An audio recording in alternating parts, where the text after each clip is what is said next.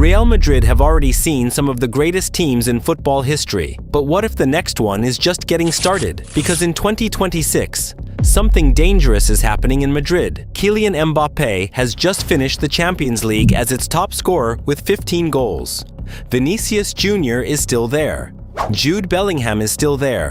And behind them, a new generation is beginning to emerge. Arda Güler was even named the 2025-26 Champions League revelation of the season by UEFA. But here's the part that makes this story different. Real Madrid didn't finish 2025-26 as European champions. PSG did. And that might be exactly why you should be paying attention. Because Real Madrid now have something they haven't had in a while. A reason to come back stronger. So what happens when Mbappé becomes completely settled, the young stars take another step forward, and Madrid's new era finally clicks? Is this just another great Real Madrid squad? Or are we watching the beginning of something much bigger? Because if this team reaches its full potential, European football might not be ready for what comes next.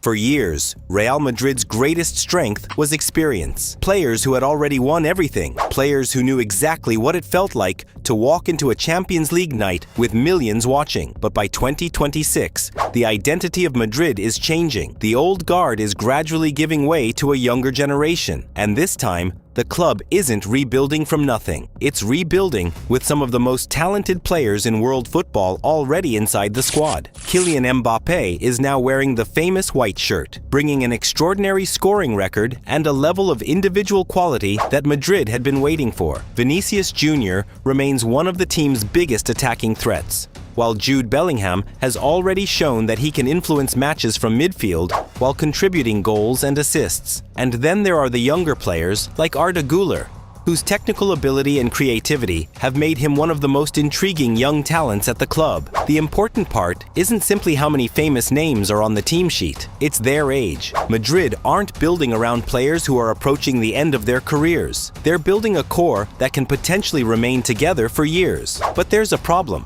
Talent doesn't automatically create a dynasty. Real Madrid learned that lesson during the 2025-26 season. Despite having Mbappé, Vinícius, Bellingham, and a squad packed with quality, Madrid didn't finish the season as European champions. The question is whether they can finally turn all that talent into one perfectly functioning machine. The player at the center of that transformation could change everything.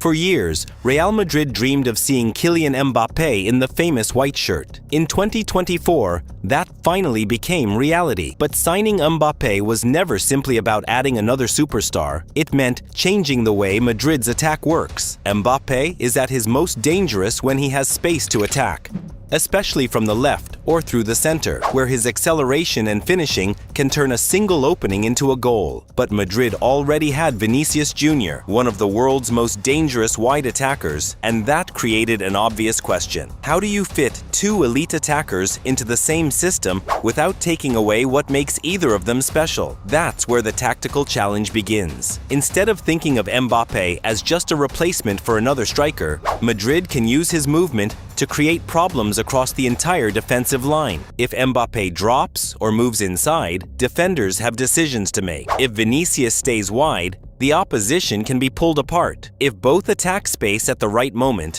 one defender may have to choose which danger to stop, and choosing wrong can be enough. The numbers also show why Mbappé changes the equation. In the 2025-26 Champions League, he finished as the competition's top scorer with 15 goals. Showing that his scoring threat has translated to Europe's biggest stage. But goals alone don't guarantee success. Real Madrid still ended the 2025-26 Champions League without the trophy. The question is whether Madrid can build an entire attacking system around Mbappé, Vinícius, Bellingham, and the next generation, and make all those stars better together. José Mourinho is back. On June 11, 2026, Real Madrid officially appointed Mourinho as first-team head coach for 3 seasons, through June 2029, returning to the club more than a decade after his first spell ended. And this isn't just a nostalgic reunion. Mourinho arrives with a reputation built on tactical discipline, defensive organization, intense mentality, and a history of winning major trophies. The timing is what makes it fascinating. Real Madrid already have extraordinary attacking talent in Mbappé, Vinícius Júnior, Jude Bellingham, Rodrigo, and Arda Güler, while the club's current squad also includes players such as Trent Alexander-Arnold, Dean Huijsen, and Franco Mastantuono. But Mourinho's biggest challenge won't be finding talented players. It will be turning all that talent into a team that works together. That's important, because Madrid don't need another team full of superstars. They need balance. They need a system that allows Mbappé and Vinícius to attack without leaving the midfield exposed, gives Bellingham freedom without losing structure, and allows the younger players to develop without carrying the entire club on their shoulders. And if Mourinho can actually create that balance, Real Madrid could become something very different from the team we watched before.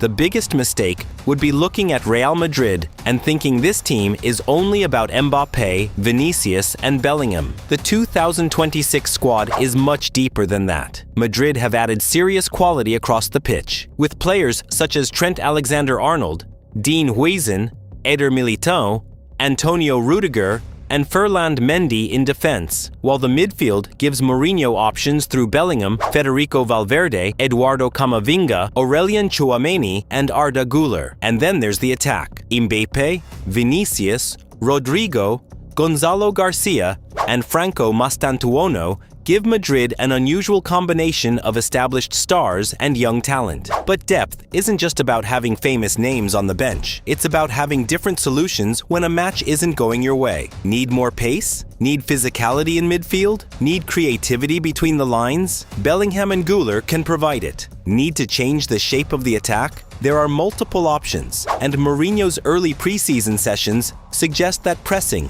possession, tactical work, and attacking patterns are already major parts of his preparation. That's what makes this Madrid project so interesting. For all the talent inside Real Madrid's squad, there is one uncomfortable truth. Having the best players doesn't automatically make you the best team. Madrid's 2025-26 season proved that. They had Mbappé, Vinícius Júnior, Bellingham, and some of the biggest names in world football. Yet they still ended the Champions League without the trophy. And that's where the pressure on Mourinho becomes enormous. He has to find a system that gives Madrid's attacking stars freedom without sacrificing defensive stability. Mbappé and Vinícius both want to attack dangerous spaces. Bellingham needs freedom to influence the game. And Madrid also have midfielders who can control possession and provide defensive cover. If the distances between those players become too large, the team can become vulnerable when possession is lost. And against Europe's strongest teams, one tactical mistake can be enough to decide an entire match. That's why the next stage of this Real Madrid project is so fascinating. The question isn't whether they have enough superstars. The question is whether those superstars are willing to become a team. If Mourinho solves that problem, Madrid could become terrifying. If he doesn't, all that talent could end up looking like a collection of individual stars rather than one dominant machine. So, is nobody really ready for Real Madrid? Maybe, because this team isn't perfect. They still have problems to solve, and 2025-26 proved that having world-class players doesn't automatically guarantee trophies. But that's exactly what makes this next chapter so exciting. Mbappé is here, Vinícius is here, Bellingham is here, a new generation is rising. And now, José Mourinho is back with 3 years to build his vision. If all those pieces finally click together, Real Madrid won't just have another great squad, they could have the foundation of something much bigger. But what do you think? Can Mourinho turn this Real Madrid squad into Europe's next dominant team? Or is the pressure and star power simply too much to manage? Drop your opinion in the comments. I genuinely want to hear what you think. And if you enjoyed this documentary, subscribe and stay with us for more football stories, analysis, and documentaries. because Real Madrid's next chapter has only just begun. And trust me, you don't want to miss what happens next.